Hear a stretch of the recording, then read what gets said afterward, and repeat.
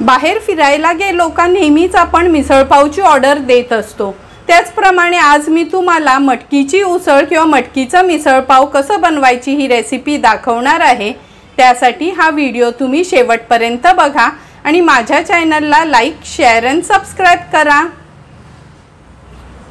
मिसळपाव बनवण्यासाठी आज आपण मटकी वापरणार आहोत। त्यासाठी 100 ग्राम मटकी मी भिजत ठेवली होती आणि मोड काढून घेतलेत। मोड काढून वगैरे 100 ग्राम मटकीची 200 ग्राम मटकी आपली तयार झाली आहे। सर्वात आधी ही मटकी आहे ना मी व्यवस्थित निवडून वगैरे घेतली आहे, म्हणजे कधी कधी कडक ते मटकीचे दाणे किंवा खडी वगैरे असते, ती व्यवस्थित आपण निवडून घेतली आहे। आता ह्या पाण्यात टाकून स्वच्छ धुवून घेणार आहोत आणि लगेचच या मटकीची उसळ बनवायला सुरुवात करणार आहोत।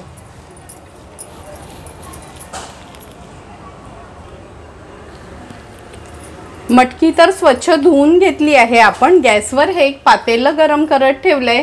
यात आपण 2 टेबलस्पून एवढं तेल घेणार आहोत।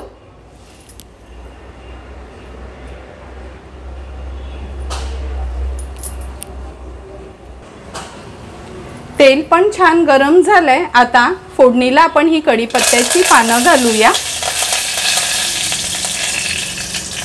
नंतर राई, जिरं घेतले,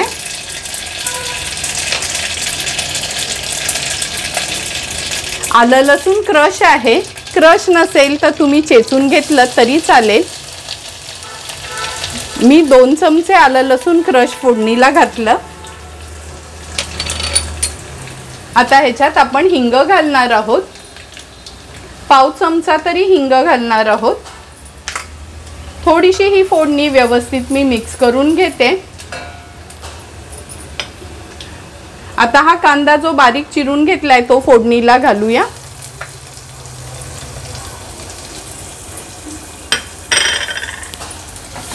कांदा छान मऊ होईपर्यंत आपल्याला शिजवून घ्यायचा आहे।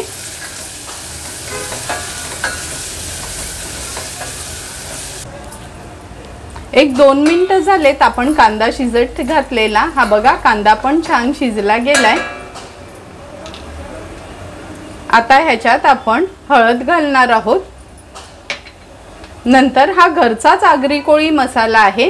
हा मसाला नसेल तर तुम्ही लाल मिरची पावडर, काश्मीरी मिरची पावडर आणि गरम मसाला यूज करू शकता। माझ्या ह्या मसाल्यात सर्व मसाले असतात म्हणून मी फक्त तो आगरी कोळी मसालाच यूज केला आहे। नंतर हे धणा, जिरा, मेथी आणि बडीशेप पूड आहे। ही पूड पण कशी बनवायची हा व्हिडिओ पण मी ऑलरेडी अपलोड केलेला आहे, तुम्ही माझ्या चॅनलवर जाऊन बघू शकता।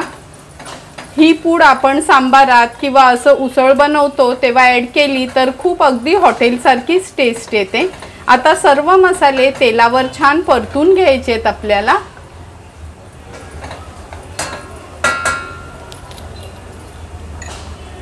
मसाले परतून झाले की हे वाटण घेतले, अगदी मूठभरच वाटण आहे, खूप जास्त पण वाटण यूज करायचं नाही।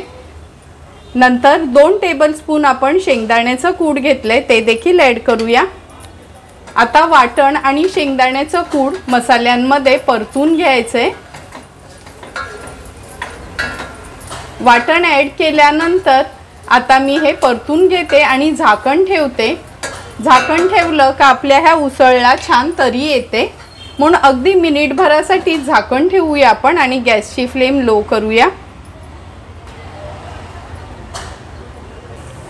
1 मिनिटभर झालंय, झाकण काढून घेऊया। थोडासा हा मसाला एकदा मी मिक्स करून घेते। आता आपण यात बारीक चिरलेला हा टोमॅटो ॲड करणार आहोत। मोठ्या साईजचाच हा मी टोमॅटो घेतला होता। टोमॅटो पण छान ह्या मसाल्यामध्ये आपण परतून घेऊया।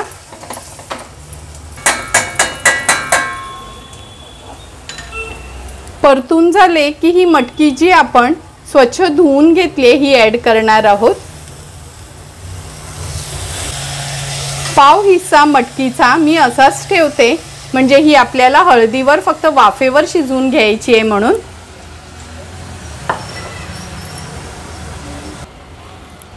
मटकी ॲड केल्यानंतर मसाल्यामध्ये मटकी छान आपल्याला मिक्स करून घ्यायची आहे।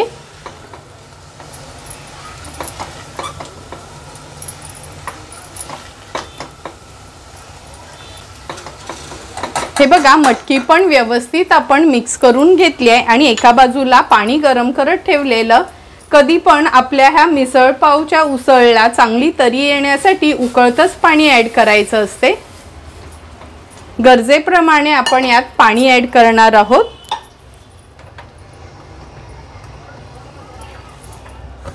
व्यवस्थित हे मिक्स करून घ्यायचं आहे।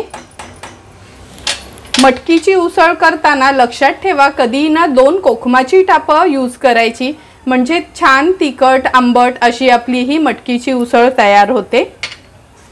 नंतर यात चवीप्रमाणे आपण मीठ ॲड करूया। मीठ ॲड केल्यानंतर पुन्हा एकदा उसळ ही मी मिक्स करून घेते। गरज लागेल त्या प्रमाणात पाणी कमी जास्त आपण वापरू शकतो, पण सहसा मटकीची उसळ नेहमी पातळच असते, तरच मिसळपाव खायला मजा येते। आता ह्याला एक उकळी काढून घेऊया। तुम्ही बघू शकता, उकळतं पाणी ॲड केल्यामुळे लगेचच ह्याला उकळी आली आहे। आता मी हे झाकण ठेवते। गॅसची फ्लेम लो टू मीडियम वर ठेवायची आहे आणि अगदी एक 4 ते 5 मिनिटातच मटकी शिजली जाते। झाकणावर पाणी ठेवूया, म्हणजे गरज लागली तर ह्या झाकणावरच गरम पाणी आपण त्यात ॲड करणार आहोत। एका बाजूला तर आपण मटकी शिजवत ठेवली आहे, म्हणजे उसळ तयार करत, आणि ही जी शिल्लक ठेवलेली पाव हिस्सा मटकीची होती ह्याला थोडीशी फोडणी देणार आहोत आपण। सर्वात आधी गॅसवर आपण हा एक पॅन ठेवला आहे। अगदी चमचाभरच तेल घ्यायचं आहे ह्याच्यामध्ये।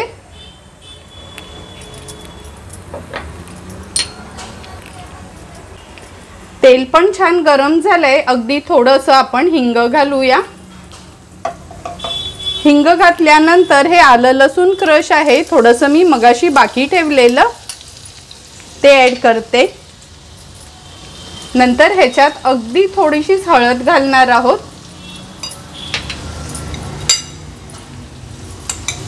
नंतर ही मटकी जी आपण शिल्लक ठेवलेली ना ती ॲड करूया।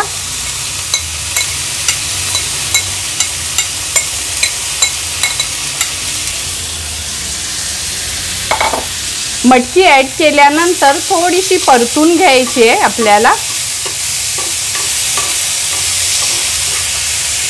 अगदी थोडंसंच मीठ ॲड करते। परतून झालं की गॅसची फ्लेम आपण लोवर करणार आहोत आणि झाकण ठेवून अगदी एक 3 ते 4 मिनिटासाठी आपण ही मटकी वाफेवरच शिजवून घेणार आहोत।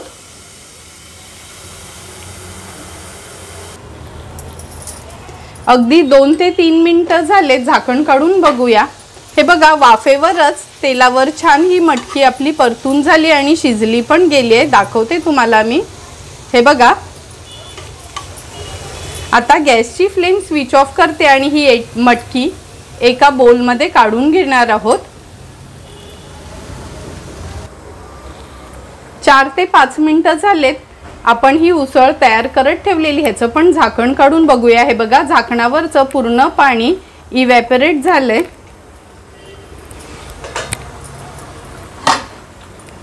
आता एकदा ही उसळ मी मिक्स करून घेते। गॅसची फ्लेम हाय करते आणि हे बघा, मटकी पण अगदी व्यवस्थित शिजली आहे।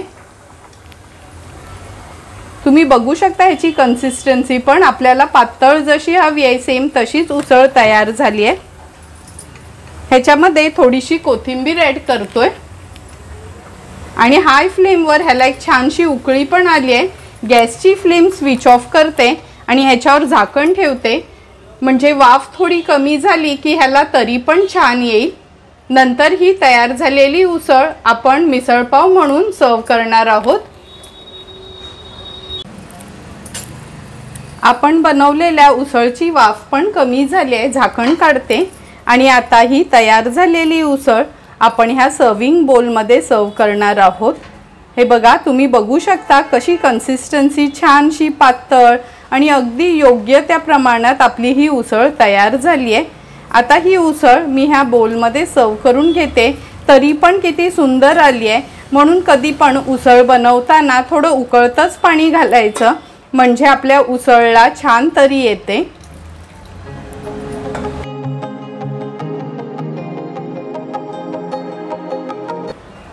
सुंदर अशी तयार झालेली आपली ही उसळ पाव आता आपण सर्विंग प्लेटमध्ये सर्व करणार आहोत। हे बघा, आपण हे एक ताट घेतलं आहे, ह्याच्यामध्ये आपण मिसळ पाव सर्व करणार आहोत। सर्वात आधी ही वाफेवरची किंवा उकडलेली बटाट्याची भाजी, नंतर त्याच्यावर तयार केलेलं ही मटकीची आपण उसळ घालणार आहोत। आणि लक्षात ठेवा, मटकीची उसळ घालताना किंवा करताना कधी पण मटकीला मोड आणूनच घ्यायची, म्हणजे त्याची छान उसळ तयार होते।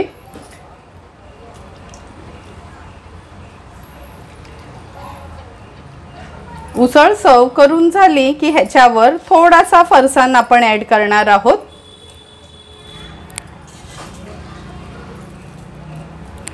फरसाण ॲड केल्यानंतर थोडासा कांदा ॲड करूया, नंतर कोथिंबीर। तुम्हाला पण अशा पद्धतीने मी बनवलेली ही मिसळ पावची रेसिपी आवडली असेल तर तुम्ही पण नक्की माझ्या पद्धतीने ही मिसळ पाव घरी ट्राय करा आणि मला कमेंट करून सांगा तुम्ही बनवलेली ही मिसळ पाव कशी झाली आहे ती। तुम्हाला जर मी बनवलेली ही मटकीच्या उसळची मिसळ पावची रेसिपी आवडली असेल तर नक्की माझ्या चॅनलला तुम्ही लाईक, शेअर अँड सबस्क्राईब करा। Thank you for watching my video.